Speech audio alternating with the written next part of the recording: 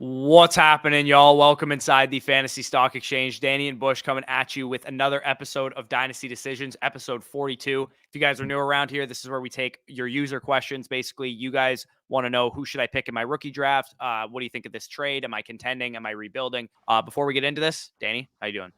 Doing well, doing well. And, the common theme of every one of these videos is me saying that exact line. But yeah, I'm fired up. A lot of submissions recently, a lot of new recent action that has been taking place with a lot of people getting into startups, finishing their rookie drafts, looking for advice on potential transitions. And that's what Dynasty Decisions is here for, to help you guys make those decisions in your Dynasty leagues.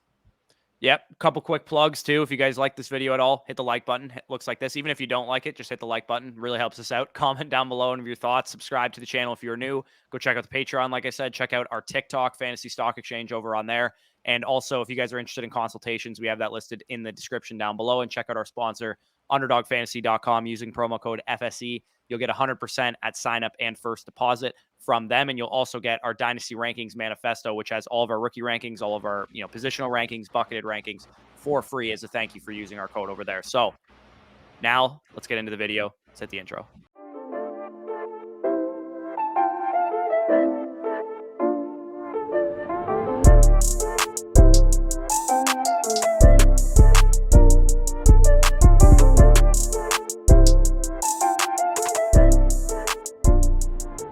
All right, so for the first team of the video, we actually got the patron over here, and that's going to be from Tyler Browning. So this is a one quarterback full PPR league, and basically he lists his team here, his projected draft capital in the next oncoming years, as well as some trades and picks he made in his recent rookie draft. He kind of just wanted us to go over. He mentions here, in terms of the main questions he has, feels like his team is gearing towards a rebuild, or can he compete? And if I do rebuild, what should I be looking to get for Adams? So you guys can see the team: Patrick Mahomes, Deshaun Watson, and Kenny Pickett at the quarterback position. Running backs: J.K. Dobbins, Chase Edmonds, James Cook, etc. there.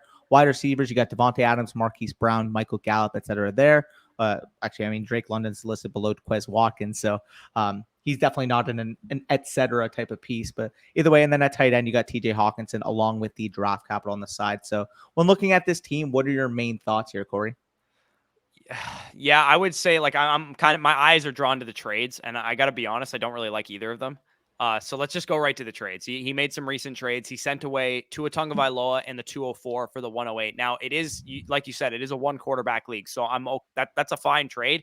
I just have a problem with who you picked at 108 in James Cook. I just think it's too high for him, even in a one quarterback league. You should probably pass, one of Jahan Dotson, Sky Moore, Chris Olave type of wide receiver. And I just can't do it at that point with James Cook. He does say I did it because I love him. That's fair. But if you were gearing towards a rebuild, I probably wouldn't suggest picking a running back, period, let alone a guy that may still only have short-term value as a pass-catching type of running back. So I like the trade that you made, but I probably would have went with, Dotson, assuming he was on the board. Yeah, no, I agree with you there. It's clearly, you got your player, you took him. Understand we can't give you, full marks for it, but I at least understand why you did it. It's just, I don't know. There's nothing else I could really say there. It's too early for me. It's too early for Corey. But I mean, it is your team. If James Cook hits, then that's your guy. You get the double benefit there. So there's more at stake for you, if you will. And moving on to the next deal, I'm gonna keep it a buck. I really don't like it. I really don't like this Saquon Barkley deal. I would have rather, like, if this was like James Robinson and you could potentially have fetched, like a first, I would have been fine with that. But I don't know. I mean, you got the question mark about James Robinson's recovery from his Achilles. Again, if James Robinson's healthy and he returns to the status that he was prior to injury, like, this trade can work out for you, but it's just a lot of risk here, because I don't think DJ Chark is a needle mover for me at all. He's probably like a 2023 third type of value. So if I were talking relative to picks here, I'd probably say James Robinson's probably an early to mid second this year, 2023 second, and DJ Chark. And me personally, if I'm selling Barkley, I would need probably in the at least 105 type of range to consider it. Yeah, I think with Barkley too, you're going to realize, if you have Barkley and you are trying to sell him, that you're going to have to wait till the season starts to do it, because he just has the stigma around him, right? He can't stay healthy. Nobody's going to believe it until he's on the field. And once they believe it, he's going to go up in value to the tune of, like, something we've never seen, a meteoric rise back up to the top of the running back charts in Dynasty, assuming he does stay healthy. So I would have just held Barkley. Even if I was a rebuilding team, I would still just hold Barkley, see what happens with him. If you get to the midpoint of the season, you're 2-5, you're starting to gear towards your rebuild. At that point, you sell Barkley, you sell Adams, you sell all your contending pieces, because those guys are going to have more value in season than they will have now when we're in peak rookie season right now. So I definitely would have at least held Barkley and sold him at a later point, if not just had held him altogether. Because I think if you had Barkley on this team, it's possible that you can compete with this team, because it's a one quarterback league. You have Patrick Mahomes, J.K. Dobbins, Saquon Barkley, Devontae Adams, Marquise Brown, Michael Gallup, T.J. Hawkinson as your starting lineup. I think that's, and Drake London, obviously, too, with James Cook on the bench. I think that probably is a competable team. I would have held Barkley and just kind of seen how it rolled.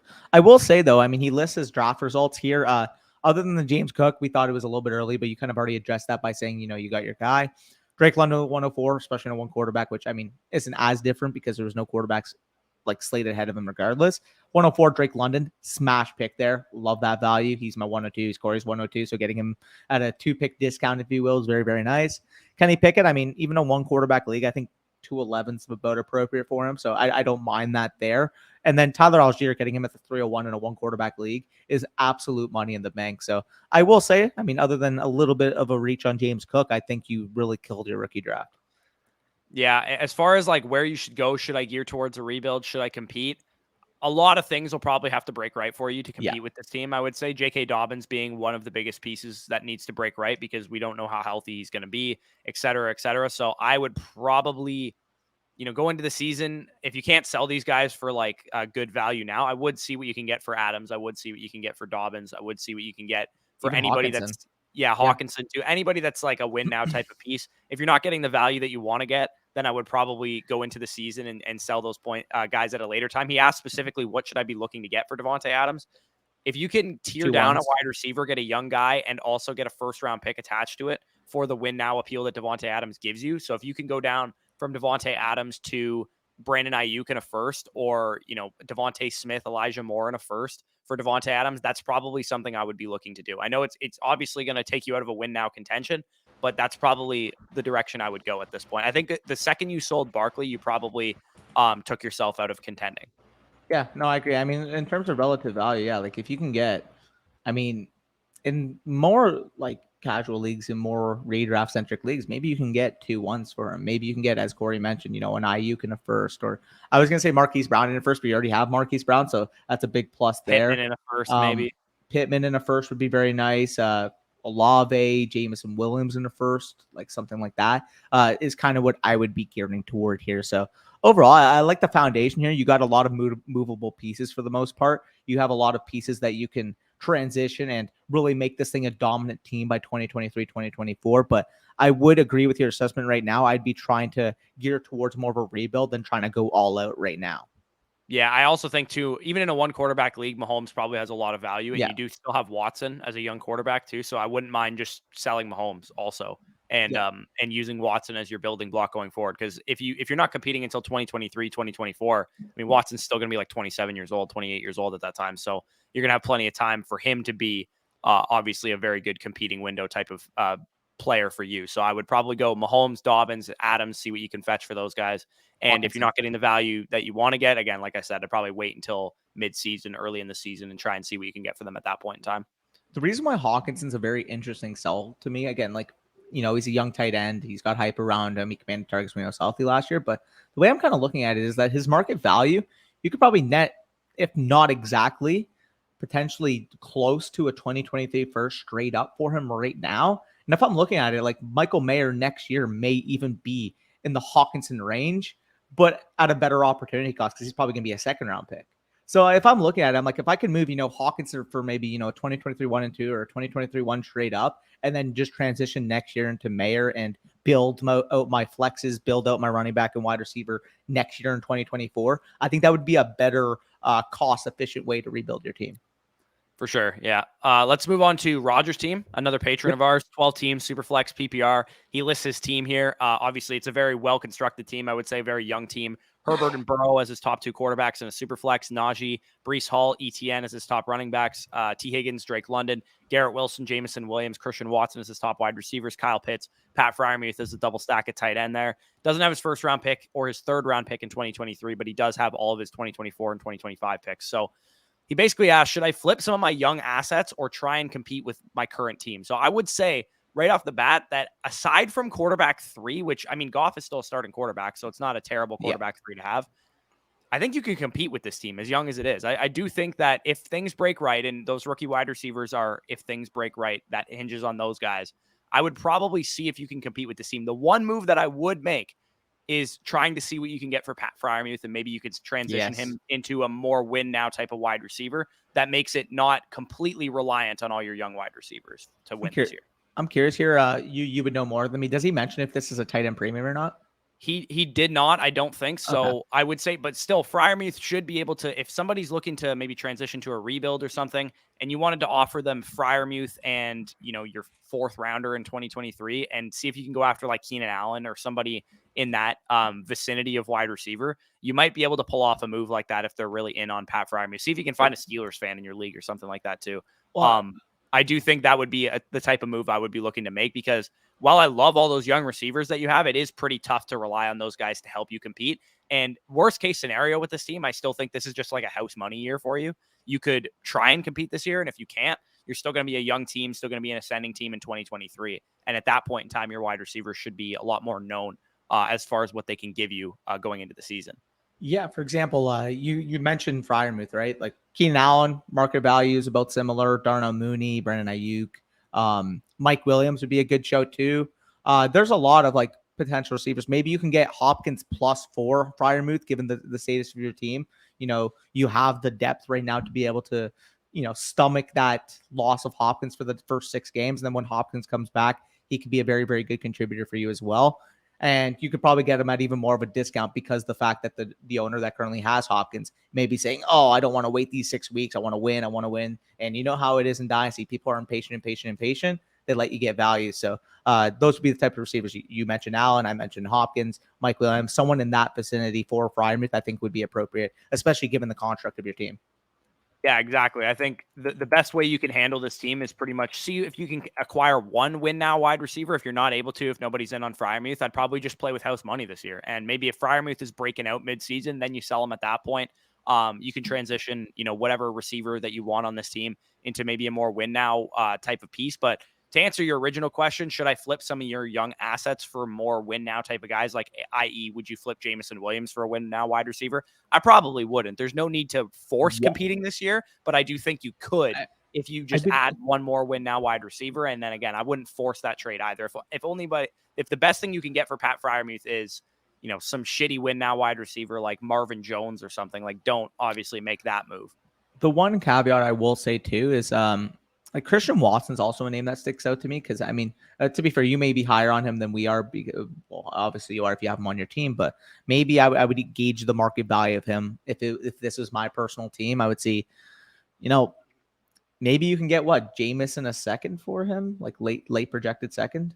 Like, maybe I was actually thinking you go after a wide receiver with that. If you go for if you go for Watson and like your 4th rounder this year, and you can get up to like Mike Evans maybe, or you can get up to maybe Cortland Sutton or somebody like that, I think that might be a decent move to make. And like you said, Mike Williams kind of in that territory as well. If you're in on Amari Cooper, I guess he would also kind of fit that bill as well. So that's basically kind of how we're thinking about your team. For the most part, I would just, go into this year with your young team, see what happens mid-season. If you're, 2-5, then just stick with the rebuild. You should be good in 2023. If you're, 6-1, maybe mid-season, you trade away your 2nd round pick for a win now wide receiver or something like that, or your 2024 first or something. So I think you're in a pretty good spot. You're well set up for the future and for the current season that we have at hand for us. So let's move on to AJ's team. He is also a patron of ours, 12 team, half PPR, 1 quarterback league, but it is a 6-point per passing touchdown. So not quite the value at quarterback of a Superflex league, but still, somewhat valuable at that position. And you have, the best quarterback in fantasy in Josh Allen. You have Breece Hall, Saquon Barkley, Zeke Elliott, Cordero Patterson, etc. Stephon Diggs, Marquise Brown, Drake London, Chris Olave, Devontae Smith, Mike Williams, Calvin Ridley. Pretty good wide receiver core. George Kittle at tight end, and some other guys there. Mid-first in 2023, but he does not have his 2nd or his 3rd. And then he doesn't have his 1st, 2nd, 3rd, or 4th in 2024. And he does have all of his picks in 2025. So he does have a couple trades listed here for us. Traded Robert Woods, a 2023 3rd, a 2024 3rd, and Mitchell Trubisky for Ezekiel Elliott. More than fine with that. I mean, I'm looking at this team right now. You can clearly compete with this team. Yeah. Am I skeptical about Zeke's long-term value? Of course. Do I think he's going to be, a needle mover, top 5 running back this year? No, but I mean, if you're getting, a top 15 type of running back for Robert Woods, who's a 31-year-old receiver coming off a torn knee, 2/3, 2 dart throws, and Mitchell Trubisky, a backup quarterback, I'm fine with making this move given your current status as a win now type of team for Ezekiel Elliott. Yeah, this is the rare exception to the rule. Yeah, We're ever going to take the Ezekiel Elliott side of a trade, but when you're trading, fodder type of pieces, I'm cool with it. And Robert Woods maybe has a little bit more value than we're giving him credit for, but he maybe. is a risky acquisition because of the ACL tear and because of when it happened and because of how old of a player he is. So, could work out for the other guy depending on how Robert Woods turns out. But I would say in your situation, if Zeke Elliott is a solid flex piece for you, that's obviously going to work out in your favor. So. Traded KJ Hamler away for the 308. I don't mind it. I think that's probably equivalent value. I don't think KJ Hamler is worth anything more than like a mid-third. You end up getting Jelani Woods with that. Gives you some depth at the tight end position. He also lists where he spent all of his draft capital too. Getting Matt Corral at the 401, even in a 1 quarterback league, I think that's a great pick there. And then the running backs, he just loaded up Tyler Algier, Brian Robinson, Hassan Haskins, all those guys.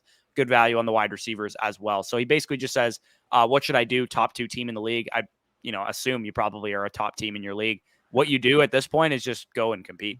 Yeah. Well, I was going to mention, I mean, the one thing I'd say maybe if you want, like, in your position, you have a lot of like good young ascending pieces. If you want to turn Olave into, a Terry McLaurin or like somebody else, like Chris Godwin or somebody else that should put up more points year one, I'm fine with making that type of transition. Again, am I forced to make that transition? No, but in your current status, maybe trying to get an extra other ceiling shot for production this year, I wouldn't mind making that move, given the fact that you've already built out that depth. You've already built that young appreciation in your roster. I wouldn't mind getting, Olave into, as I mentioned, the Godwin type, Terry McLaurin type, someone like that. Yeah, the one thing that does stick out to me a little bit is having a rookie running back on your team that will probably have like a mass start to the season. If I had to guess, just because he's a rookie running back, they're probably going to have like a nice even split or something. Do you consider transitioning Breece Hall into Christian McCaffrey with a team built this way? I would need plus.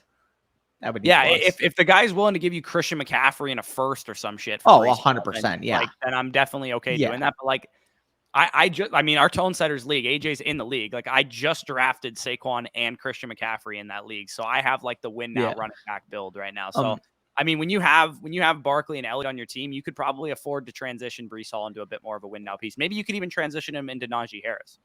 Yeah, I mean, I wouldn't mind that. Najee's still a little bit to me because I don't know if he has like that ceiling to take you over the top, given the fact that he had the volume last year and he didn't really produce league winning type of numbers. While we still have that. He was a top 5 running back. I think we should chill a little bit with that.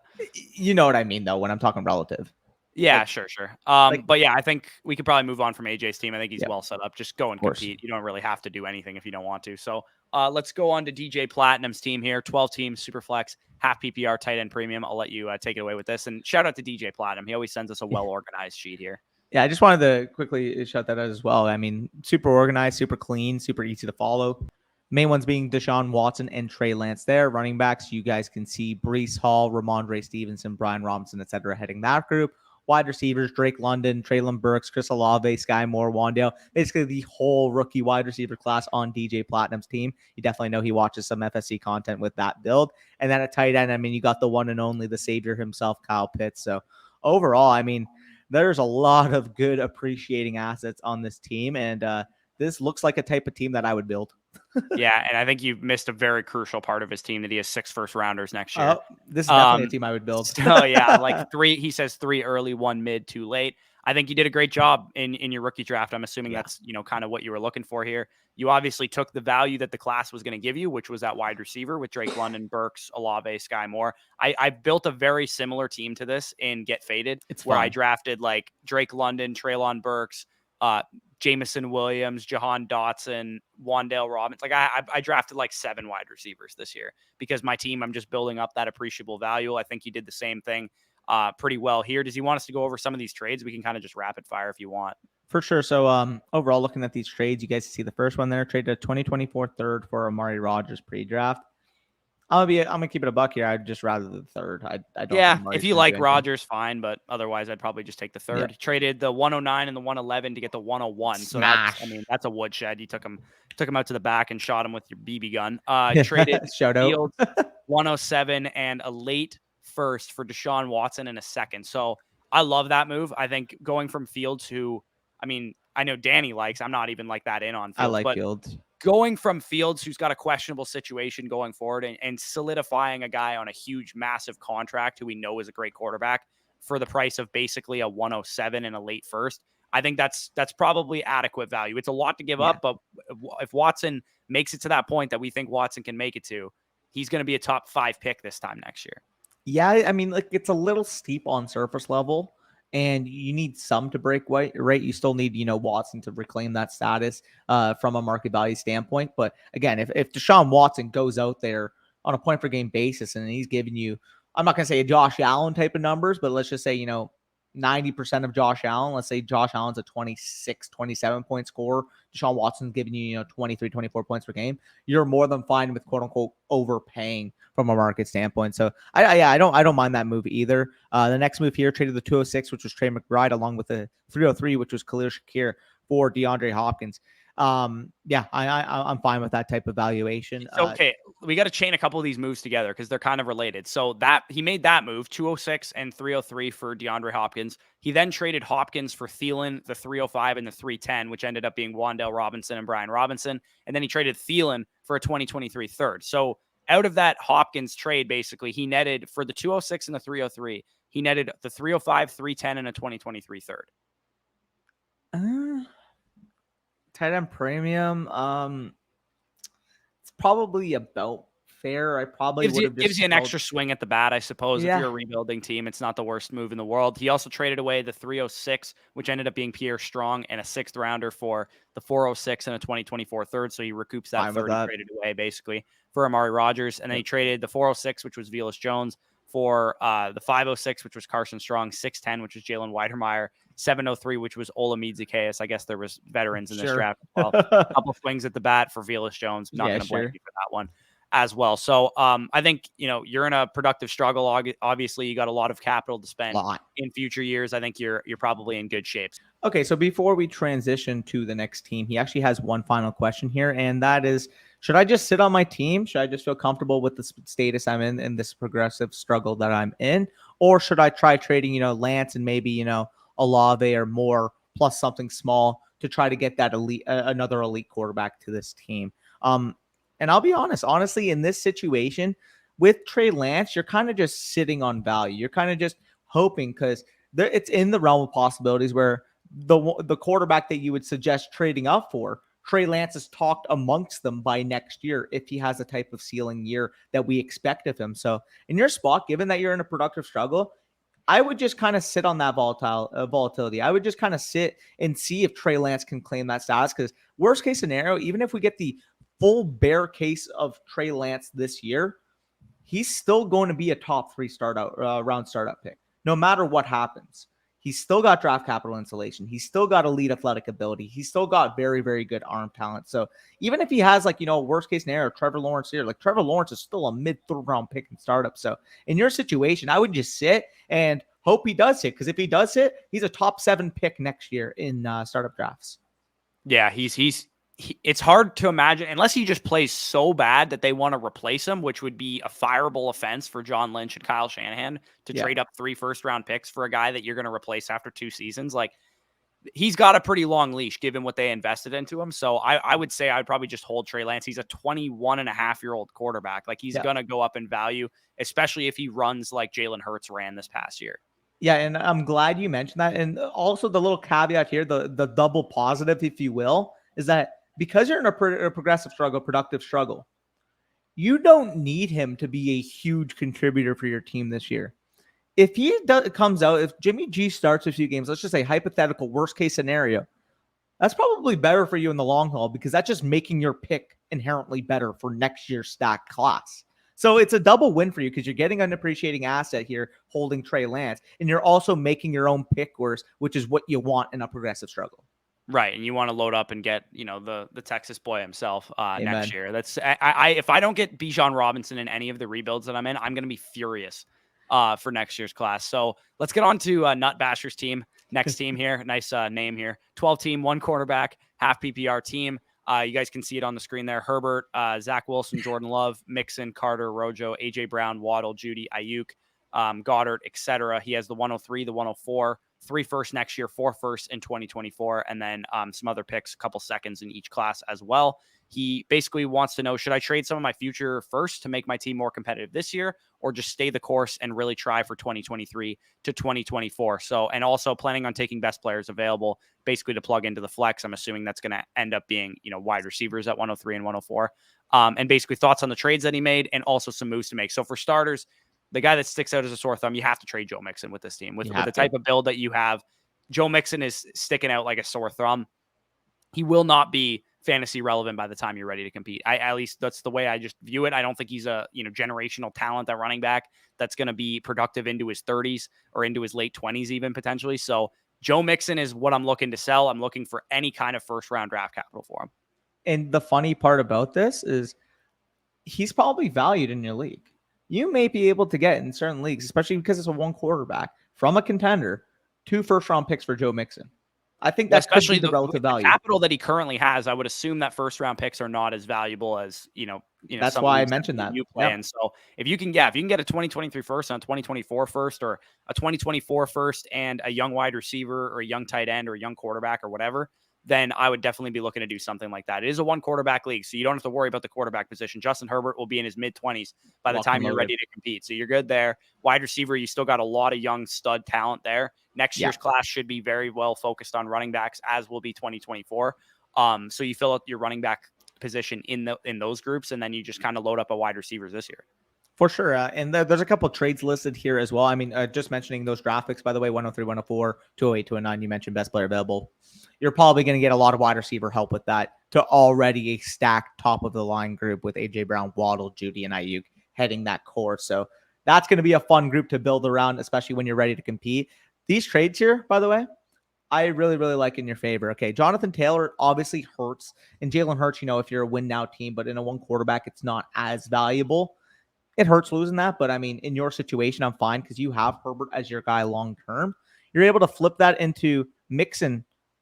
Wait, he got Herbert. So he basically traded the Colts backfield away and a third for Mixon and 2 1s, and you upgrade from Hurts to Herbert. So there's literally no way that I could shake this trade against you, to be honest. Like, you absolutely fleece this guy. And again, given this league market where people are just going to throw firsts around like that, I'm probably going to sell Mixon, and I'm sure you're probably planning on selling Mixon. You probably didn't want Mixon in this trade, but I mean, the value in this is too good to pass up, I would say. When I first read that deal, I just assumed it was Khalil Herbert, so I can rationalize it in my head. But you don't have Khalil Herbert. That is, in fact, Justin Herbert. So the fact that you upgraded from Hurts to Herbert and also basically got, Mixon and 2 firsts for Jonathan Taylor, Hines, and a third. Easy money move. This is money-making type of moves that you do. Absolutely love that for you. Next trade here, I mean, this is just taking candy from a baby. Mid-season, I get it. So this guy was gearing up for a playoff run, and at that point, Zeke was probably, top 5 or 6 running back. But you got Judy, a first and 2 seconds for Zeke and Deontay Harris.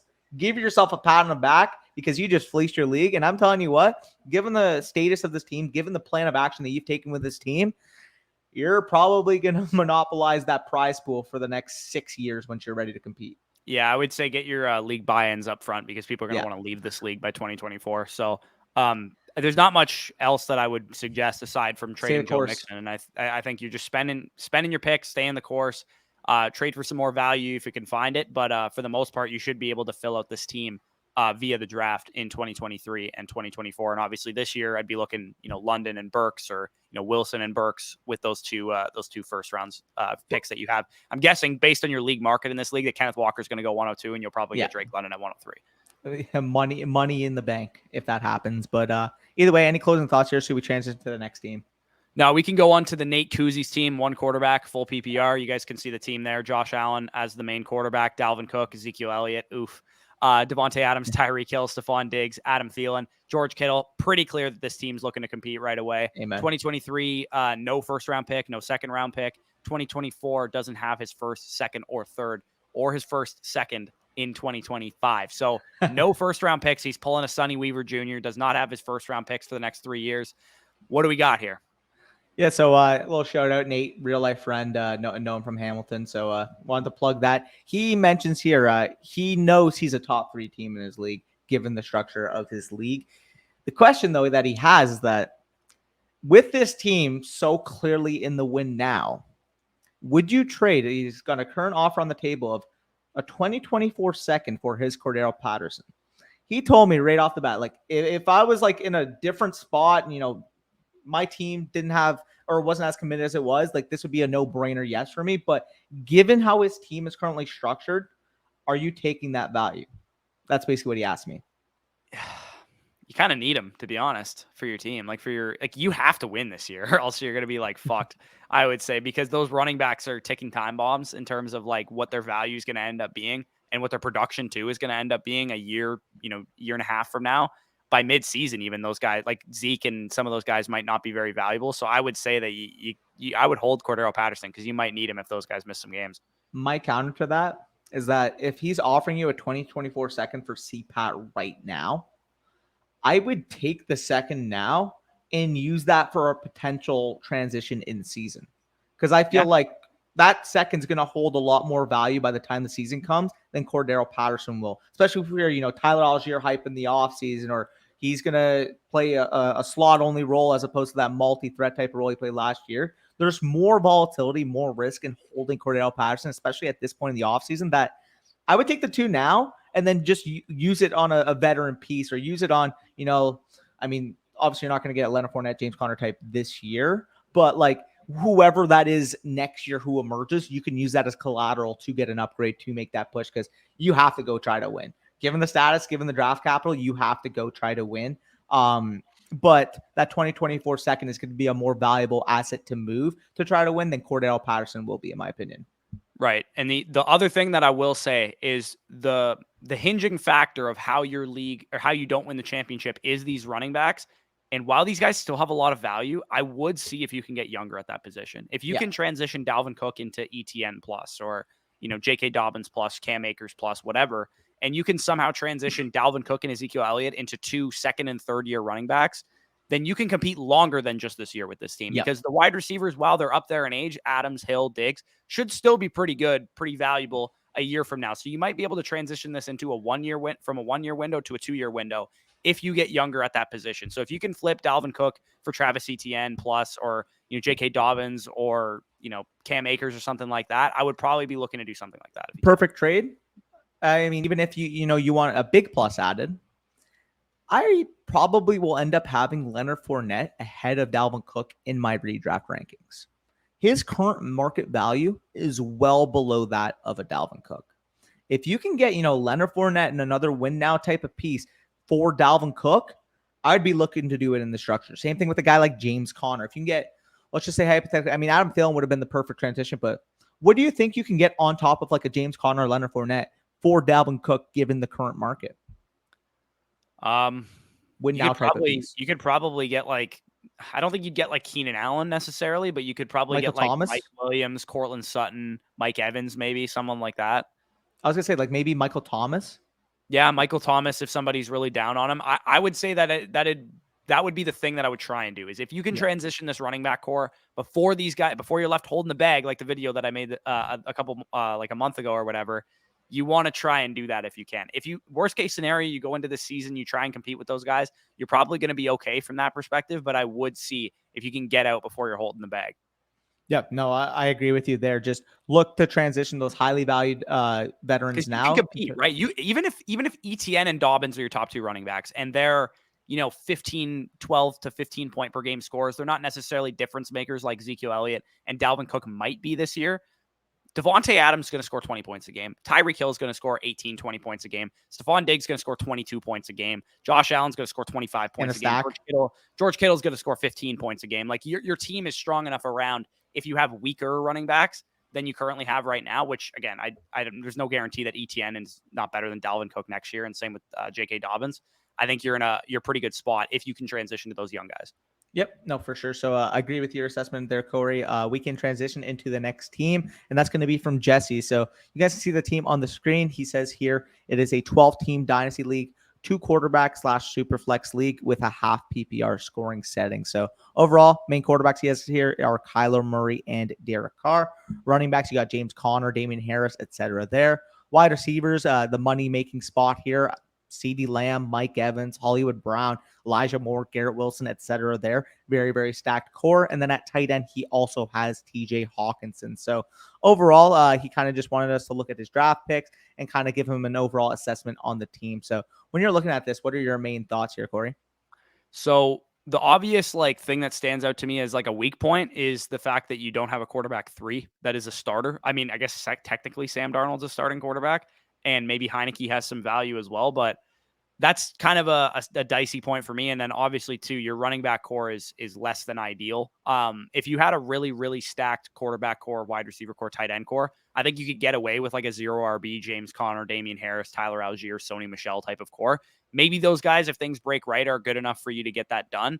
But I would say that your running back core is a little bit dicey. This is kind of like a wait and see midseason type of team for me. Because if James Conner is as good as he was last year, then you're probably fine at running back, because I'm sure between Damian Harris, Tyler Algier, Ronald Jones, and Sony Michel, you can, make up RB2 production for that RB2 slot. And then the rest of your team should be good enough to carry you to a decent record.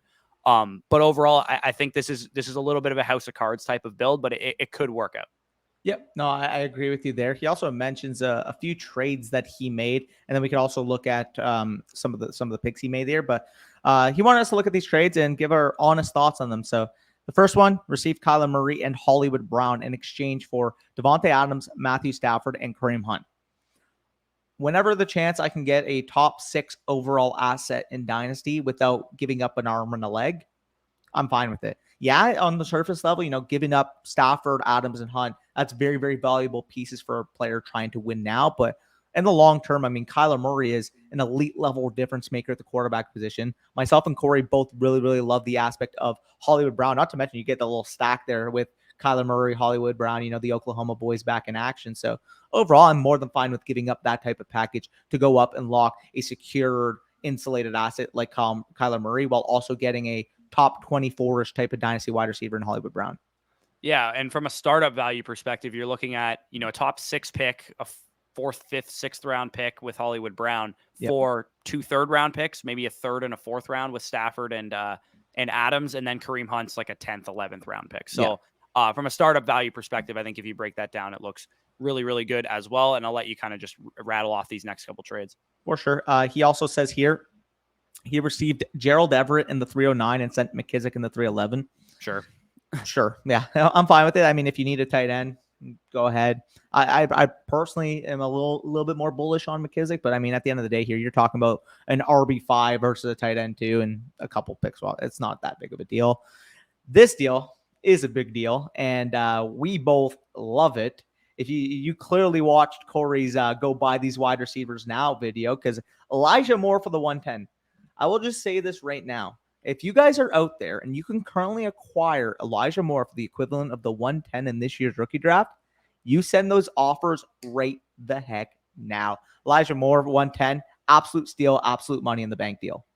Yeah, like if Elijah Moore was in this rookie class, he would be in the top 5 tier with the other wide receivers and He'd be Drake, my 103. and Breece Hall. Like he would be right behind Drake London at 103 for me if he was in this class.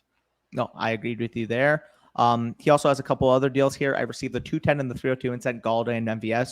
More than fine with that. I mean, yeah, cool. About relative value. He also received the 208 and sent the 210 and the 2023 third. So you clearly were eyeing somebody at the 208, which was David Bell. So that's I'm fine more with than that fine trade. with that. Yeah. Yeah, David Bell should not be there at the 208. So I like that move for you there. Then he also says, I was going to look into maybe trading Mike Evans, Derek Carr, James Conner for 2023 draft capital in season if his team doesn't start well. So kind of, I didn't even see this part before I said that, but yeah, that makes some sense to me. If your season doesn't start well, if your running back core is just completely bottomed out and nobody's really giving you good production, I would also do the same thing. I would trade. Carr probably has a little bit more long-term value. I don't necessarily think you need to trade Carr, but Conner and Evans for sure, I would say, would be guys that I would put on the block at that point in time. And then as far as your rookie draft, you got Garrett Wilson at 107. Like that's just the dumbest thing ever. I don't care that you have Elijah Moore on your team already. Garrett Wilson to 107. That discussion only comes in at 104 or 103, where I'm like, I have Elijah Moore already. Maybe I go Burks over Wilson just because I have Elijah Moore. But Yeah. that's the discussion, right? Like if Garrett Wilson falls after those guys, then you take him. No, I actually remember he acquired Elijah Moore after already taking Garrett Wilson, because he messaged me on Twitter. He's like, "Oh, I just took Garrett Wilson, but now somebody's offering me, Elijah Moore for the 110." I'm like, I don't care who I have on my roster. If you can get Elijah Moore for the 110, you go and take it. And it was the same thing with the David Bell deal. He's like, "Oh, like 210 and a third might be stretching, but if I go to 208, it's David Bell." I'm like, go up and get David Bell. So I think I had a little bit of an influence here, but either way, I mean, looking at the structure of this team, looking where your main money-making assets are long-term, building out that wide receiver core, being able to sell, as you mentioned, guys like Connor Evans, etc., for 2023 capital, and then build out, again, that RB core. These next couple draft classes are filled with supreme running back prospects. This is why we've kind of been on the FSC channel citing why we want to build our wide receivers early. The running back prospects coming in, I've kind of mentioned off camera as well, but these running back prospects, I wouldn't be shocked by 2024. We're talking about 15 plus running backs that are taking starting jobs. That's how good and that's how talented these oncoming players are. So if we know that, if we know we can build out a wide receiver core and then from an opportunity cost standpoint, get a better cost-effective version of, filling out our team with these next two oncoming classes, that's why we prefer going 0 RB or hero RB, if you will, in most of our dynasty startup builds. And looking at this, you're clearly of that mindset as well. I love the structure of this team. Yeah, it's not necessarily because we hate all running backs. It's because we know that we're going to get opportunity or cost-effective solutions at that position in the next two draft classes. So that's why we're building it. It's a similar transition because all these like major fantasy relevant running backs that we've had for the last couple of years are all approaching their age apex, touch apexes, and Kamara, McCaffrey, Chubb, Mixon, Dalvin Cook, all these dudes, Derrick Henry, all these guys are approaching that area where we saw, 5 years ago or whatever, when they came into the league, they were replacing DeMarco Murray, LaShawn McCoy, Adrian Peterson, all the guys that were getting up there in age at that point in time. So we're going to see probably another kind of shift in the running back landscape from these two draft classes. Yeah, for sure. I mean, the main pieces we recognize right now are all 2016, 17 running backs. Then we got that little cycle of 2020 and 2021. I think our next little cycle is going to be 2023 and 2024. Yeah. So let's move on to Peyton's team here before we go too long on the running back love. Not used to it. If you guys made it to this point in the video, by the way, just comment, FSC really does love running backs at that point. So Peyton's team here, he actually sent this to me like a couple weeks ago and I forgot about it. So I apologize to him for getting him on so late, but 12 team, one quarterback, half PPR dynasty. This is in the fourth year of the league. Justin Fields is his main quarterback with Tua and Matt Ryan. J.K. Dobbins, Saquon Barkley, Cam Akers as his main running backs. Jamar Chase, Chris Godwin, Devontae Smith, Michael Pittman Jr. as his main wide receivers. Also has Henry Ruggs with a sad face there. I feel that. Mark Andrews at the tight end position, 102. He is actually in the middle of his rookie draft right now, and he took Drake London at 102. So obviously no complaints there. Two we would have taken as well. Also has next year a 2023 first and 3 seconds. Let's go over these trades real fast. It's actually hilarious that you made this pre-draft trade because I made almost the exact same trade in a league yesterday.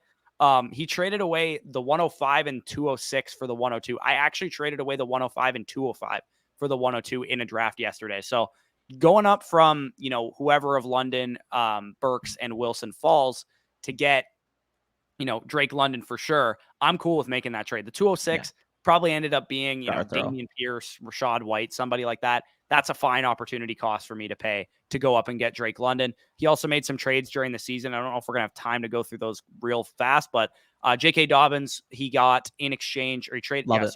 Yeah, I'm fine with this. He got J.K. Dobbins in 2023 second for the 110 Darnell Mooney.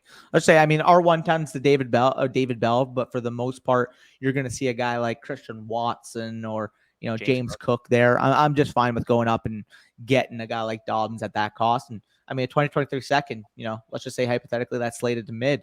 I wouldn't be shocked if a 2023 mid second is a comparable player to what you're getting at the 110 this year. So or Darnell Mooney too. I think that's probably also comparable.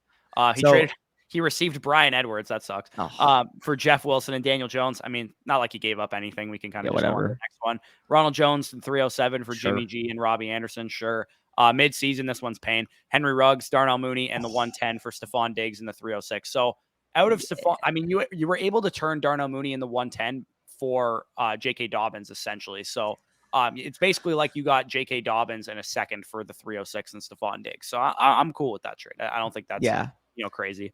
And then, oh my God, He got Michael Pittman for Antonio Brown midseason, so that is definitely awesome. And then Denzel Mims, he's kind of dead to everybody, so that one really doesn't matter. Basically, his main questions were: is he a contender for this year? What should he be looking to do with the rest of his draft picks? And anybody we would be looking to trade away from. So on the clock right now, he has actually sent me the draft board. He is eyeing Spiller or McBride at 205, I believe it is here. Based on this draft board, what direction would you be going? So this is a one quarterback, correct? Yes, it is a one quarterback. I mean, he mentioned Spiller, McBride. They are definitely the two main, pieces you look for, given the structure of this team, given the fact that you're stacked at wide receiver for the most part. I don't mind, gearing towards that.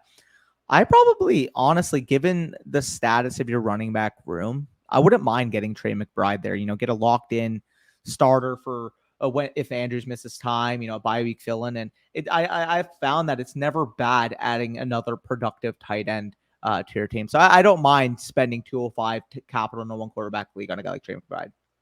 Yeah, I'm assuming at this point in the draft, Algier, Dameon Pierce, Wan'Dale Robinson are off the board, who would be my main targets around this area of the draft at 205. And Rachaad White's probably gone as well, along with James Cook, George Pickens, Christian Watson, and stuff. So, yeah, given this board, I'd probably just go with Spiller, personally. I'm fine with that, too. He could definitely appreciate in value. I'm not necessarily saying you draft Spiller and you keep him and start him on your roster. I just think he has a better chance of appreciating in value than Trey McBride. So I would probably just go with Isaiah Spiller mid-season. If Austin Eckler misses a couple games, maybe you flip him at that point in time. Or if he has like a solidified role, maybe you flip him at that point in time. I'd probably go with Isaiah Spiller. Yep. No, I'm fine with that. But either way, can we transition to the next team? Is there anything else we should cover here? The last question he had was, can he compete this year? So so your quarterback position's a little sketchy, but it is a one quarterback league. Between Justin Fields and Tua and Matt Ryan, I think you should be able to piece together like streamable quarterback one production. I think you're 1 year away. The running back core, I think, is good enough to compete. Jamar Chase, Godwin, Devontae Smith, Pittman. Honestly, I think this team can compete.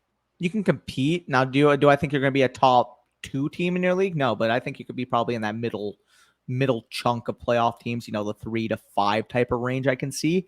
However, I do think that you can potentially create this into a dominant team by 2023. Yeah, for sure. I think you should have a good case to make this a really, really good team by then. So, Justin Fields is a big piece of this. If he becomes like an elite Konami code quarterback, that's my question. I definitely think this team has a good chance and is probably a top 2 team in your league. So, I'm actually fine with it. And if you wanted to potentially see what you can get for Justin Fields, if you can transition into a little bit more of a win now type of quarterback, I wouldn't mind that at all. If you can transition, Russell Wilson.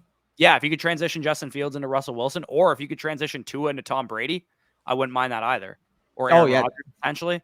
Yeah, no, I like that. That'd be a good move as well. So overall, we did cover all the questions here, I believe. Pick 3 to cut, if you will. So Henry Ruggs is already cut. So I mean, like pain there. I would probably say the other 2 would be for me Salvon Ahmed and Denzel Mims. Yeah, I don't know if he needs 3, including Ruggs, but I would go Mims, Ruggs, Salvon Ahmed, and probably Devontae Booker is the last one. Yeah, or DJ Dallas, either or. I think Kylan Hill tore his Achilles or some shit. I could probably just cut him too. Yeah, honestly, a lot of those cloggers I wouldn't just mind cutting. If you told me you had to cut 5 running backs, I wouldn't mind it. Like, there's not a whole lot of outside of your like main 4 or 5 guys. Like, there's not a whole lot of depth that I don't mind losing. Let's get on to Shabang's team here. Let's try and keep this one under an hour if we can. 12 teams, Superflex, 2 tight end premium. I'll let you take it away with his team. For sure. So he doesn't list here if there's a tight end slot. So I'm assuming that there's no tight end, but there is a tight end premium is what the vibe I got from this. So you guys see the main piece is quarterback, Deshaun Watson there as your main quarterback piece. Running backs, Gibson, Etienne, etc. Wide receivers, McLaurin, Burks, etc. there.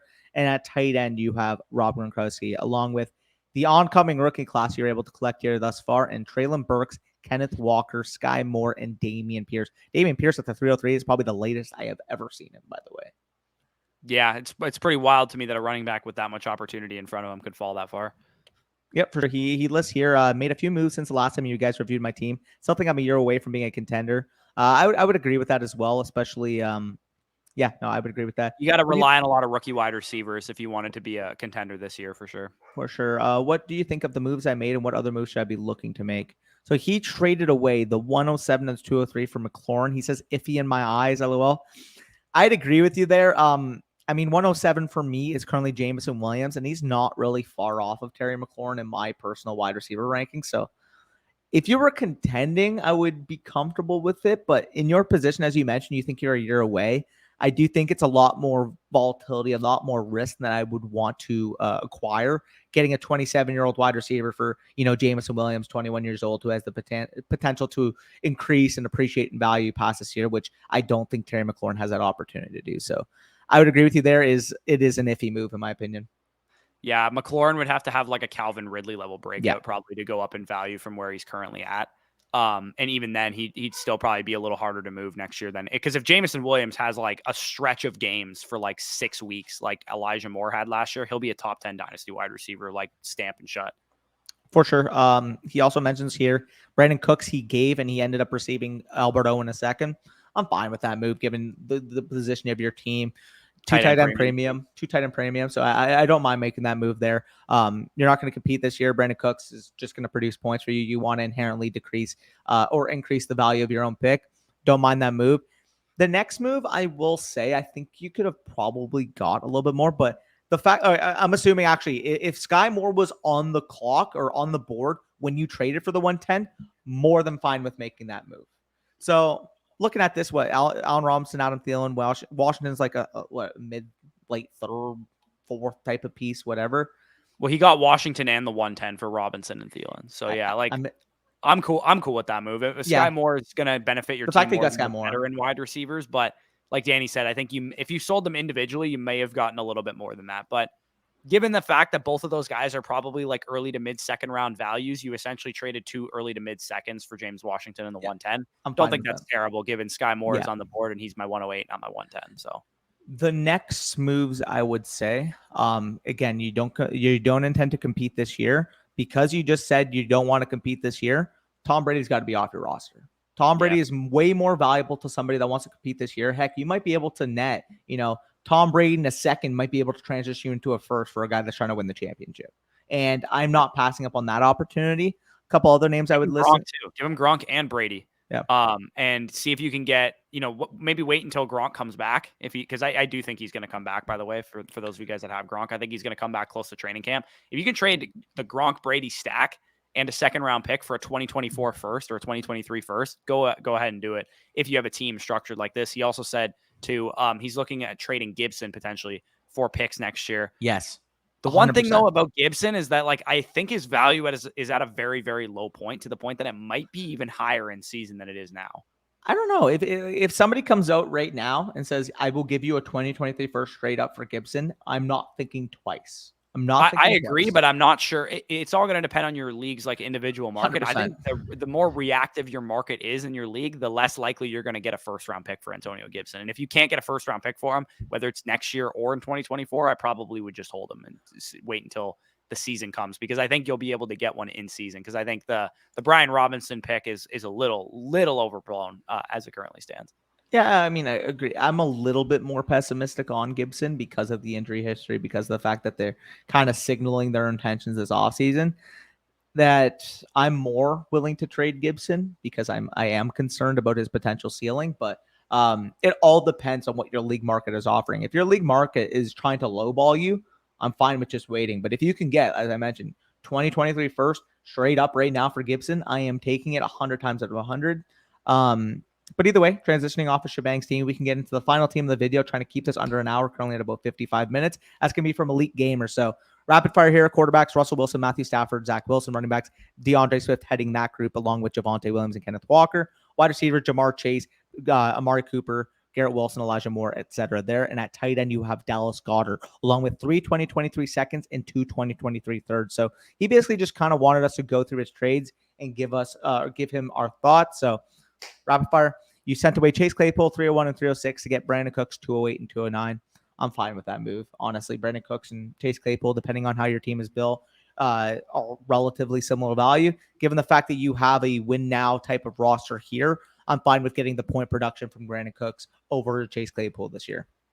Yeah, I'm hoping you have a lot of flexes because you have like 9 wide receivers that are startable. in fantasy. Like, I mean, you listed Jamison Williams, Brandon Cooks, Amon-Ra St. Brown, Jerry Jeudy, David Bell, and George Pickens, and Robert Woods, as etc. Like, that's how deep his wide receiver core is. So, I really like that move. I think Brandon Cooks, if you can, get him into your lineup, is going to move the needle in a full PPR league. You also sent away the 105, the 208, the 209 in exchange for Elijah Moore, a 2023 second, and a 2023 third. So those final two picks cancel each other out. I would rather have the 2023 third than the 209, 2023 second than the 208, if you package those two things together. And then I would rather have Elijah Moore than the 105. So I do like that move for you. Yep.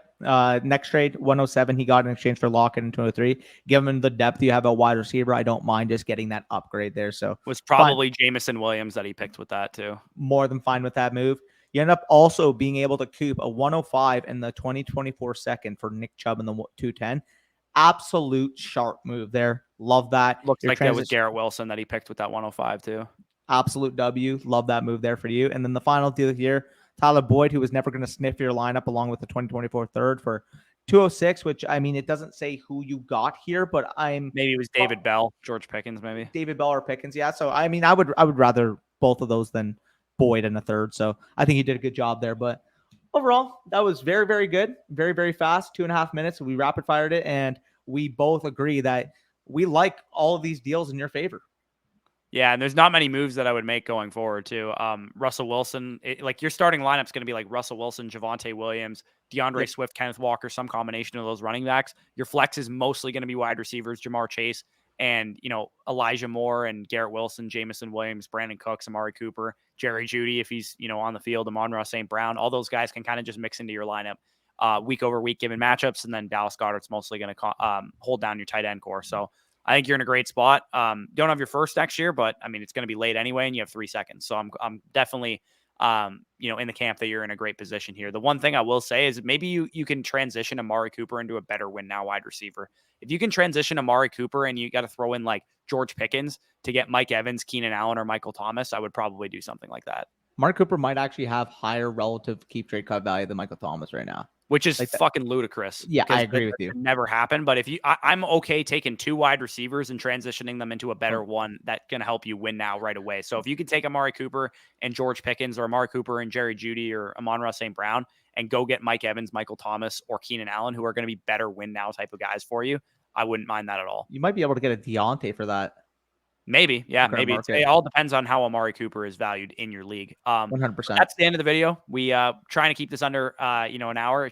By editing, it should be under there. So if you guys enjoyed at any point, hit the like button, comment any of your thoughts down below, subscribe to the channel if you are new as well. Check out the Patreon, check out Underdog Fantasy using promo code FSE for 100% back on whatever you put in. Gives you some great practice for your upcoming drafts this summer. Peace out, guys. We'll talk to you soon.